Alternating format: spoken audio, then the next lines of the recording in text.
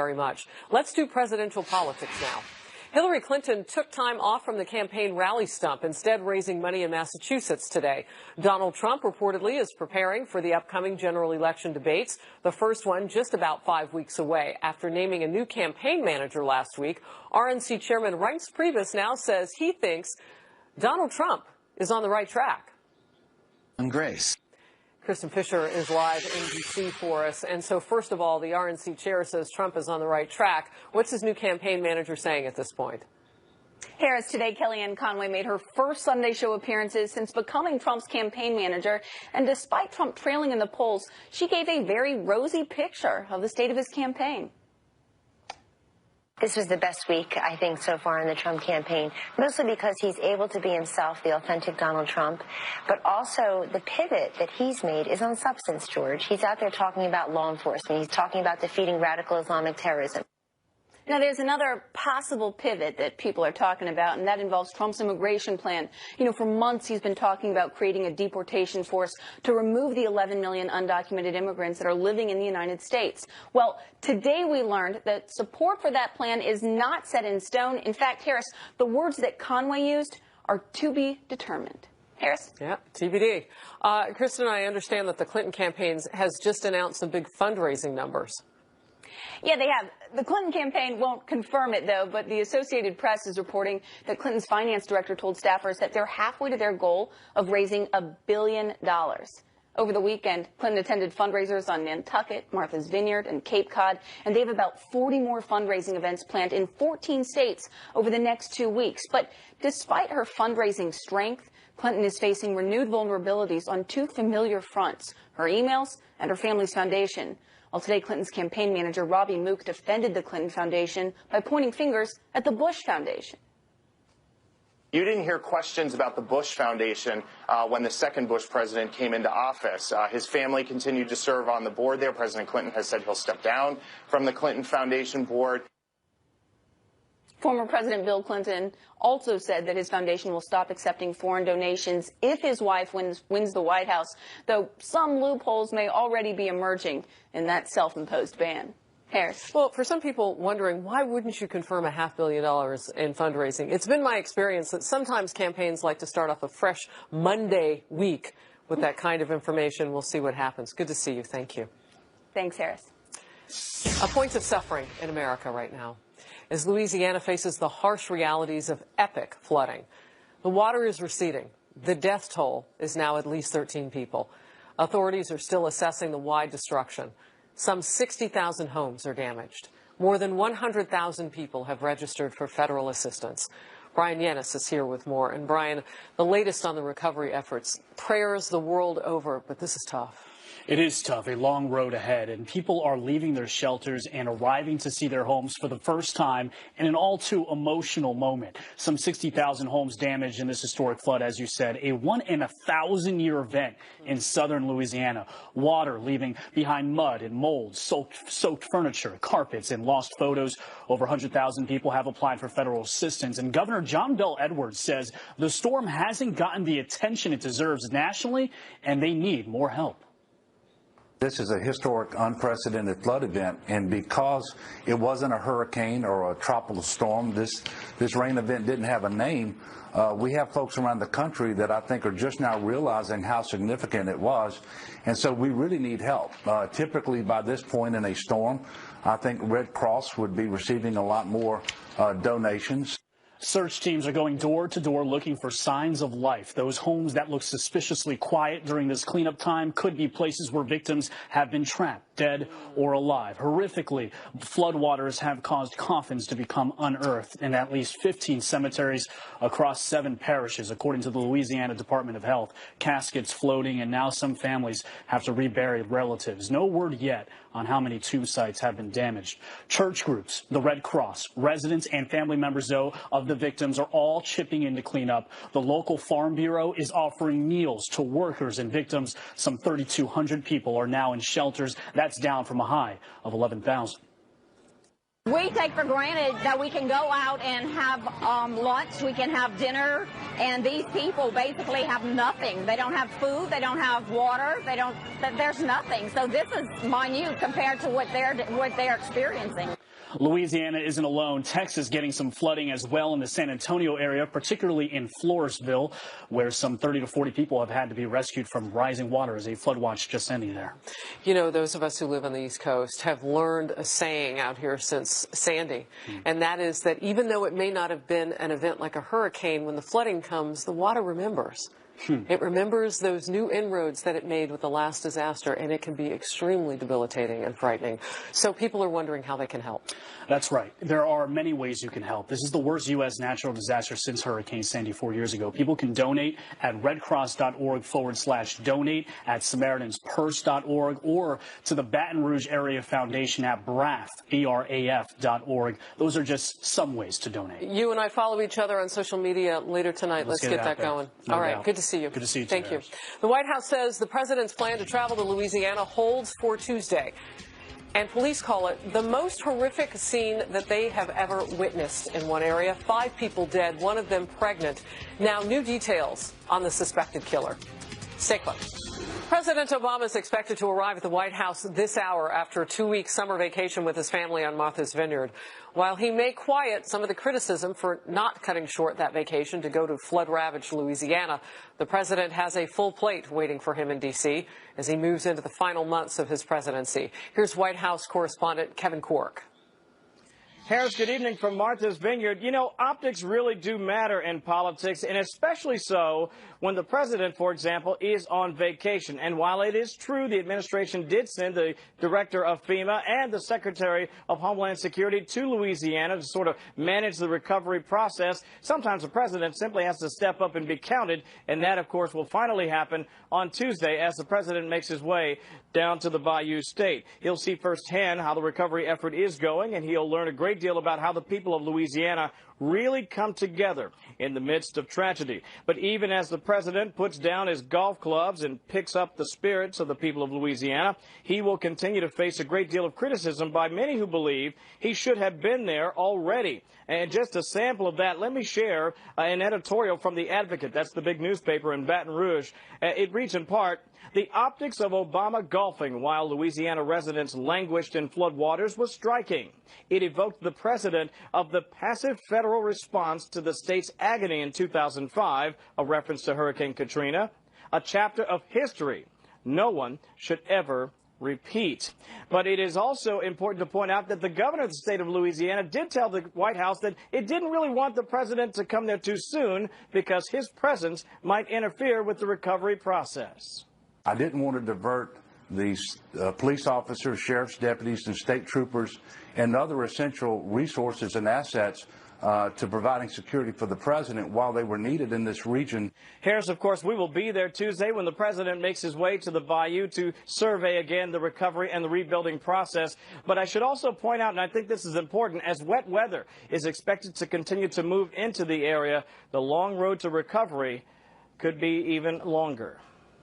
Harris? Yeah, we've been talking about that. Thank you very much, Kevin. Tonight, after the Fox Report, a programming note. Don't miss a brand new Waters World with my friend Jesse.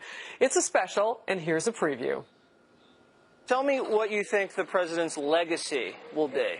His legacy is going to be change, you know. I think he's probably going to go down as one of the great presidents that this country's ever had.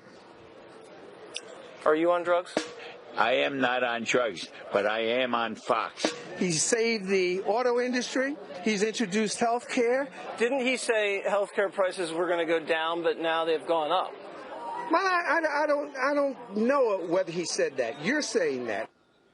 Waters World airs tonight, right after the Fox Report, 8 p.m. Eastern, again at 11 and 2 a.m., only on Fox News.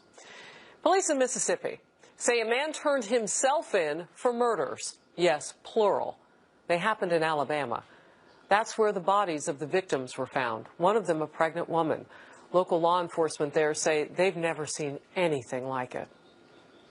Very, very gruesome scene. It's awful. 20-year career as a prosecutor, and I've never seen a scene where there were 5 people that were brutally and viciously murdered. That man is now charged with 6 counts of capital murder. We're told he had an extensive criminal history, and police say they believe he knew those victims. Officials in Florida are dealing with some headwind as they try to fight the Zika virus. The CDC has confirmed the number of cases is ticking up, particularly in South Beach, Miami. People were out at the beaches this weekend anyway. They say the virus, though, isn't going away anytime soon. Also, the concerns over Zika in America. A government health official is warning the mosquito-borne disease could hang around here for a year or two. Florida authorities announced 5 new cases of Zika in Miami Beach. They say the new area of transmission covers about 1.5 miles of the trendy tourist packed area. The mayor is looking to ease fears.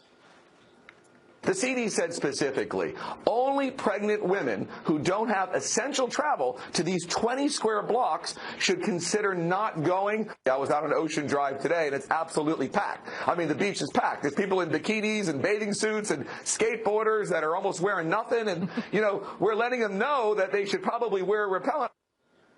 Wow. Florida Governor Rick Scott is asking the CDC for additional testing and prevention kits. He also directed state officials to offer businesses mosquito spraying at no cost. The fires in California are forcing a famous tourist site to close for business. The Hearst Castle in the central part of the state shut down today as a fire that leveled more than 100 homes moved too close for safety. Crews are gaining ground on some of the fires out west, but others are not even close to being contained. Will Carr reports from Los Angeles. Good evening, Harris. There are more than a dozen wildfires burning across the western United States this weekend. That includes the Cedar Fire, which continues to burn to the northwest of Bakersfield. So far, the containment numbers are low as the fires force 1,500 residents to evacuate the area, and it continues to threaten almost 800 homes. Other residents say they're ready to leave quickly if they have to. My car's packed, my animals are in my car, and we live, we're just real close to the main road. To the south, the Blue Cut Fire continues to burn 60 miles east of Los Angeles. Fire crews there, though, making great progress. The fire is now 83% contained after burning 37,000 acres.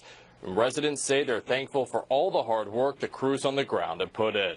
I think this whole valley would have gone up had they not put up a battle right here and stopped the fire, because you can see the hot spots where it just jumped and it skipped, and it could have been a lot worse than it was. The Blue Cut fires burned more than 100 homes, and many residents are getting their first look at the destruction this weekend.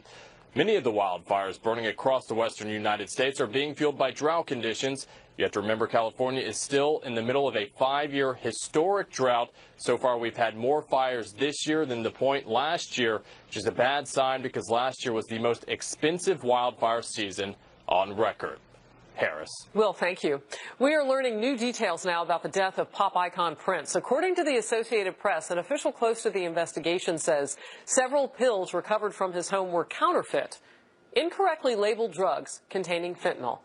That's a synthetic opiate, 50 times more powerful than heroin. Prince died at his Paisley Park estate in Minnesota in April. The official cause of death was an accidental fentanyl overdose. Authorities are still investigating how he got the drug. The Fox News political insiders are coming up next right here on Home Base. Donald Trump shaking up his campaign again with the hopes of shaking up the polls as well. But what will his new message be, and is it too late to change voters' minds? We'll talk about it all. And we'll dive into the third-party effect. How will they affect tight races in battleground states? Yeah, they are tightening up. The people that are really the insiders in this whole thing. Plus some evidence that their support is growing with voters, those people who are not Democrat or Republican in the race. And remember, chime in while you tune in on your little device, whatever it might be, tablet, phone, whatever. Hit us up on our social pages, our Fox News social pages, Twitter and Facebook. We're coming right back. We're going to talk politics. Stay with us. Oh, it's heating up. We're entering the second half of August, peak fundraising time for both Donald Trump and Hillary Clinton. Politico, the website, now reporting some big numbers, which seem to show just how different the campaign strategies are. Hillary Clinton's campaign reportedly spent $2.9 million in July on its roughly 700-person staff and nearly $26 million more on advertising. In comparison, again, this is according to Politico, The Trump campaign reportedly spent $400,000 on a staff of 84. And Politico is reporting that the Trump campaign spent more than 4 times as much on merchandise and hats for those huge crowds that he sees. Let's bring in our Fox News political insiders from Charleston, South Carolina via satellite tonight. Put warm and cozy up close in our hearts is Pat Caddell, a former pollster for President Jimmy Carter and Fox News contributor. John LeBoutelier, former Republican congressman for New York, and Doug Schoen, former pollster for President Bill Clinton and a Fox News contributor as well. John, I'm going to start with you and the spending. Donald Trump arguably is leaving his mark every place he goes, and some say that could be real strategy in terms of leaving something tangible. Well, his strategy all for the last year was, I can get everything I need in free media. And he gets a lot. He gets a lot, but it's not enough. And he's behind in virtually every poll in every state, right? And we used to wonder this year, will TV ads, traditional TV ads, have any impact? They didn't in the primaries in the Republican race. But in the general, Hillary has applied heavy money. Now, you put up her campaign, but her PAC is spending 5 times more in the 10 or 11 battleground states. And so, buying ads here in New York, which is not even a battleground state, but it's where Trump lives. No, they're buying it on national cable. Yeah. They're on national cable, but they're everywhere. And so she's doing that. He's not. Now, whoever would have thought Donald Trump, I say to you, Donald Trump, right away, the first thing you think is really rich.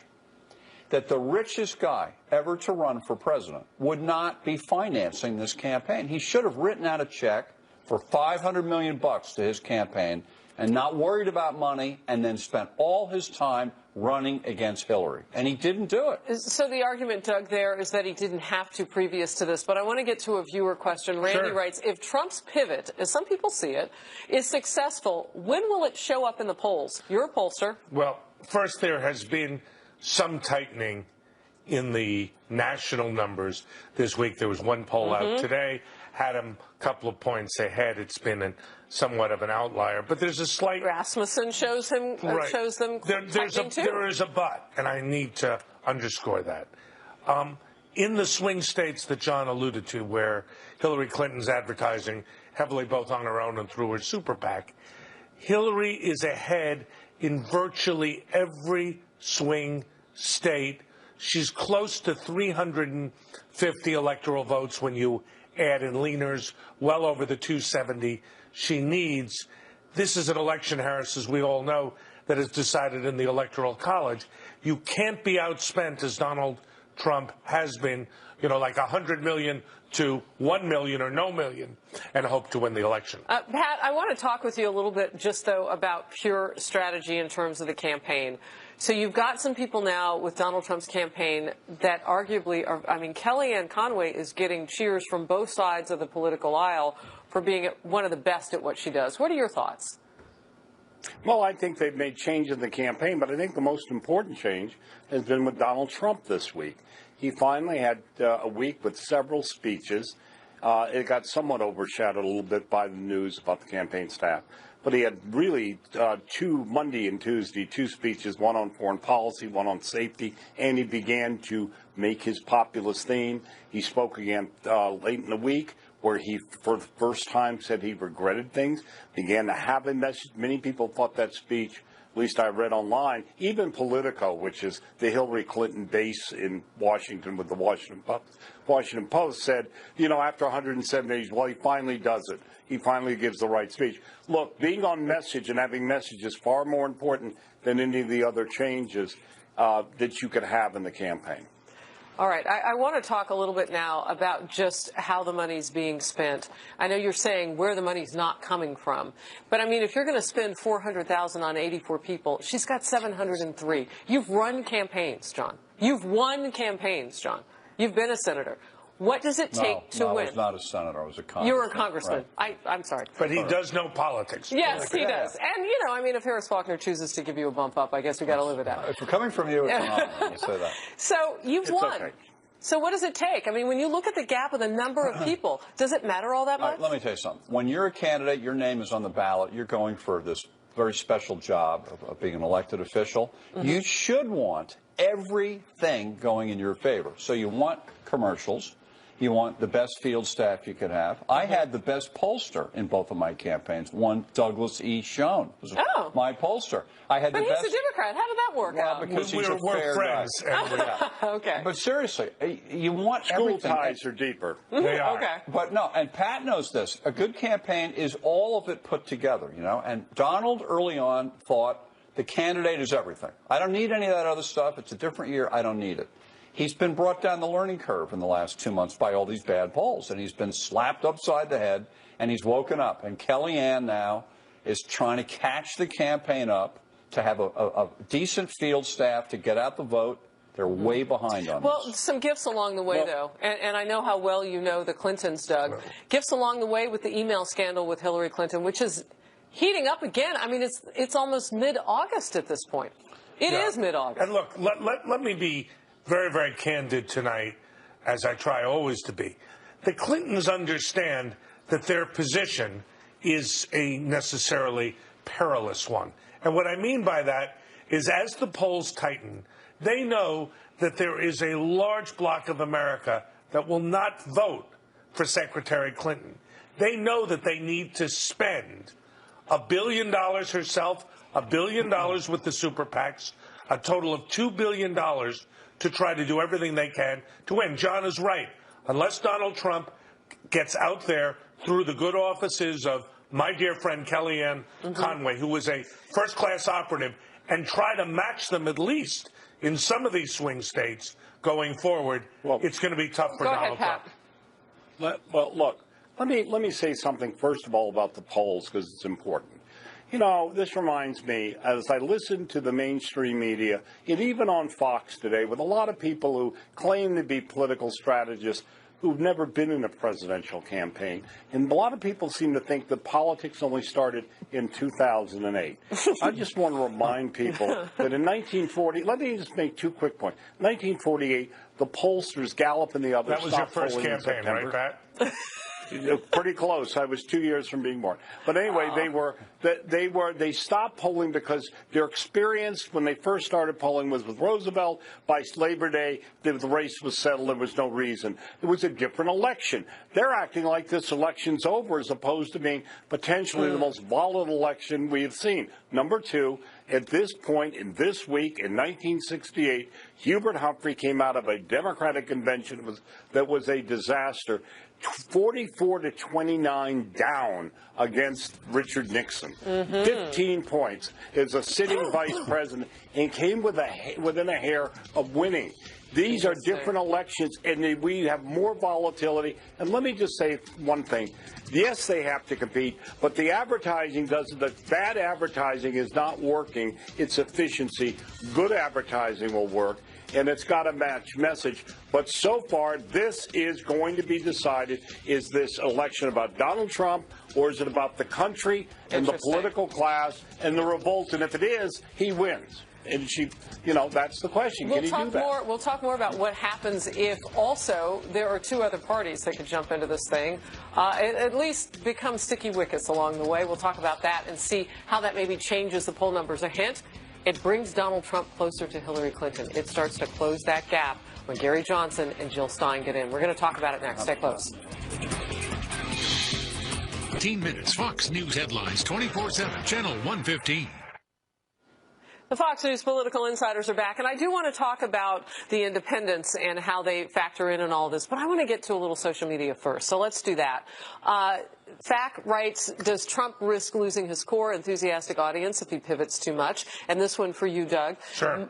Michael P. Mulhall says, Harris, how do the insiders view Trump's visit to the flood-affected areas of Louisiana? My question was, is President Obama going because Trump went first? Yes, of course. Look, President Obama is mindful of the fact that Katrina hurt President George W. Bush very badly. When Trump went, I guess it was Friday, if I remember correctly, and said President Obama needs to go, what he was doing was throwing down the mantle at the same time, saying very clearly, I understand, I'm compassionate, I'm concerned. It was the right move for Trump, but it puts the onus on Obama, who desperately wants Hillary to be elected, to show up himself. So why doesn't anybody raise the question, why doesn't Hillary go into Louisiana? She put out a statement that she had called the governor of Louisiana, the Democrat governor of Louisiana, who we might have expected to get a call from her because we know we'd been talking with the president. But you ask a question. I don't know the answer to that. Well, this is the point, is the campaign has to stop. Fundraising, John. And I haven't seen reporting to answer that question. But Doug, every news story focuses on Trump. Trump going to Louisiana. Right. And if I'm Hillary, that's okay. I'll let him have a couple good days as long as most of the days are negative. And it's always about Trump. Right. Go ahead, Pat. I don't mind it always if you're Trump being about him if he's making the right case. Is going to Louisiana was a smart move. It showed for what him is important that he cares about people, and that's been a problem in some of the polling. Hillary not going, I think, is a problem. Obama on the golf course, the hypocrite in chief, on the golf course, just like he was when Americans were being beheaded in the Middle East. He's more addicted to the golf course than he is to his country or his job. And he didn't go until he was embarrassed to go. And that is a shame because when his absence and her absence tells you about people who think they don't have to worry about what voters think. Well, also, Obama's not running again, and Hillary's not going to win Louisiana. But he is running. She is running as his third term, and she is openly running as his third term. She's not going to win Louisiana. So when he screws up, she gets to have it. Harris, look, what we really need to go back to and focus on is the fact that the Electoral College, which is determined by 11 states, is strongly in the. Pat, let me please finish. I'm sorry, I didn't mean to interrupt. I appreciate your. You guys are so nice now that I'm back from vacation. Exactly. But here's what's going on inside Clinton world. They're saying, look, we recognize we're in a tough position. As long as we get the $2 billion and flood advertising with negatives on Donald Trump, they will, in their terms, do everything possible to negate the pivot that Pat and John were speaking of that Donald Trump's now doing, because they know that if Hillary Clinton becomes the issue and the central focus, she could well lose, despite the fact she's got a comfortable lead now. I keep thinking she should go to Fiji for 3 months. Just go away. Oh, God. John, you couldn't be more wrong, I believe. Okay, Let me just make my maybe point. she should. I guess No, she should hide. I think you're right, she should hide, because she's not a factor in the election. But I wouldn't go to Fiji. But she's going to fundraisers. You and Doug are going to lose your cards from the Democrat Party. Exactly. Do they still pass those out? The bundlers. They've taken mine away. Dave Wolverton writes on Twitter. Can I make a point? Hold on one second. Dave Wolverton writes on Twitter, Trump needs to focus on the economy. Clinton will try to get him off his message, but it's the economy, stupid. So these are supporters, I would imagine, some of them on my Twitter feed who are chiming in about him, because that sounds like a supportive thing to do. That's some interesting advice. I thought he was back on message. Why are people so fearful that he's not going to stay on it? He's done four speeches on message. Yeah, well, there's a little lag. You know, some of these articles get written in comments, and the campaign has changed again. So now we're into the second week of the new administration and you of the say Trump this counts. campaign. Oh, yeah, and let us see if he sticks with it, which I think he will, by the way. We go for a few weeks, and then comes the next huge way station in this campaign, which is that first debate on the 26th of September. This is the thing that's going to really change the campaign. Okay, hang tight. As we head into a commercial, Wendy Barraza writes on Twitter, Hillary Clinton is spending $2 billion to buy the presidency. It's disgusting while there are people living in poverty in the United States. It's interesting because you hear the comments about Donald Trump not spending any. You wonder if he maybe wins some bonus points because people see him as being more like them. Not one. All right, we'll be right back.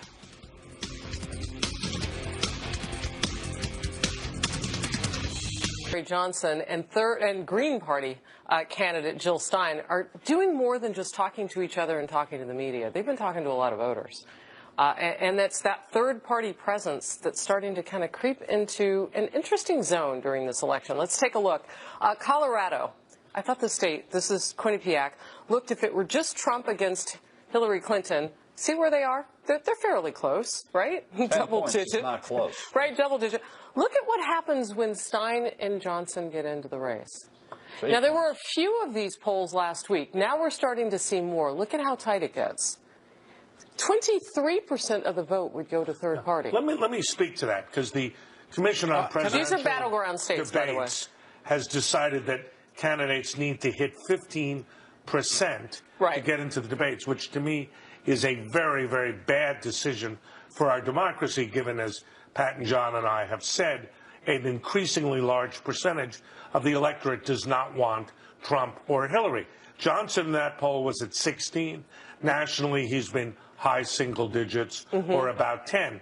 The fact that we are going to exclude them from the race when both of them have distinctive messages, voices to be heard, and reflect, I think, the public's desire for more, not less, candidates to be included is a bad decision and potentially could skew the results. Pat, let's hear from Pat. Go ahead. Thank you. I'd just like to jump in on a couple of quick things on that. One is this is a sign of how volatile it is. And as we all know, the debate commission is rigged by the two parties for the single purpose of making sure that the American people have only the options of voting Democrat and Republican. It is a scandal beyond belief. Beyond that, the reason they have such diverse support is that many people are not sure where they are, and it shows the volatility. And the last quick point I'd like to make to what Doug said in the last segment is this. I was listening to him. I thought I was listening to the French general staff in 1940 as they explained the French, who had more tanks, more guns, more planes, and more troops than the Germans, about how trench warfare still worked, while the Germans were using blitzkrieg. And that is a difference in this election. So you were in both the Truman campaign and the Second World War, Pat. Is that correct? Can I bring up a campaign that Pat wasn't? Just trying to educate the audience, guys. If you put the poll up of Colorado with the four-way race again, to speak to a campaign that Pat was in, this thing, it was, what is it? Can you put it up? Hillary was at 43. Trump was at 35 or something.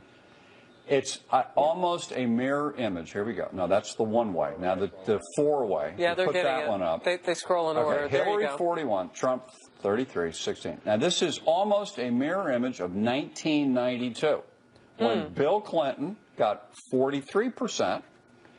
George H.W. Bush, the sitting president, got 37%, and Ross Perot got 19%. That's almost, those within a couple of points, the same thing. There's one more. I want to take a look at Iowa, because, I mean, these are the states that, and you had made the comment, Doug, that she stopped spending in some of these states, Hillary Clinton. But look at how tight this is in Iowa. And then add the other candidates, the third-party candidates. Look, I think it's interesting. I mean, for them to still, and it's a little bit less that Johnson and Stein get here, but it's still 15%. Sure. And let me make a point. We don't really know at this point what the net impact of Stein and Johnson will be. It looks like it's costing Hillary about 1%. Well, it's another woman on the ticket. Well, that's right. And Johnson has been getting, despite the fact that he's the libertarian, he's been getting slightly more from Hillary than from Trump. But in a race like this, with, as John says, a large percentage of the vote up for grabs, the volatility is as real as Pat describes, we could find that the presidential race itself is decided in a couple of swing states, as it was in Florida in the year 2000 by Ralph Nader and in the Gore Bush contest. So, Pat, I want to ask you, though, I mean, obviously Jill Stein, a woman, Green Party, she kind of leans a little bit more toward Bernie Sanders. I don't know that they would necessarily take a chunk of votership out in terms of where they can get on the ballots, but what are your thoughts about it? Well, the Green Party's on many ballots, enough to qualify for the debates, as I said. Look, the problem is they're being choked off the lack of oxygen from the media, which is determined to support Hillary Clinton and make this as narrow a choice as possible. However, if I were a good American who had a lot of money and wanted to give Americans a chance to have their voice, I would have a super PAC that would give Jill Stein a voice and let her be heard, as with the Libertarian. We'll be right back. And that would shake Pat for his. Pat? Quick. I think the this election is not over. I think a lot of people who have been through this who have been wrong all year will eat their words come September. Number two, I want to do a quick shout out to two of our most loyal fans in Charleston, Speedy and BB Feckel. Speedy turned 95 this week and is totally copacetic and going. And BB is their 91st birthday today, and they watch us every Sunday. Happy birthday, guys. That's awesome. All right. Too late for Trump or not? No, it isn't. The Clintons are nervous. They should be. They'll spend $2 billion. Wow. John, and you know them. As Yogi Berra would say, it's getting late early. It's not too late, but we're running out of time, and he's going to look back and realize he frittered away May, June, July, and the first half of August. But you said it's not too late. He should be ahead by 10 points. Right, but you still have faith. Yeah, there's still a chance. Diana says, I don't think the polls are anywhere near accurate anywhere. Most Trump supporters won't answer media polls because they lie, exclamation point. Have a couple of professional pollsters here. But we're out of time, so we'll take that one next week. Right, Diana? And everybody, thanks a lot for watching. I mentioned that I was going to give these out. So redcross.org/donate. Maybe we can pop those up on the screen. SamaritansPurse.org if you want to help the people of Louisiana suffering with the flooding. That's Fox Report on this Sunday.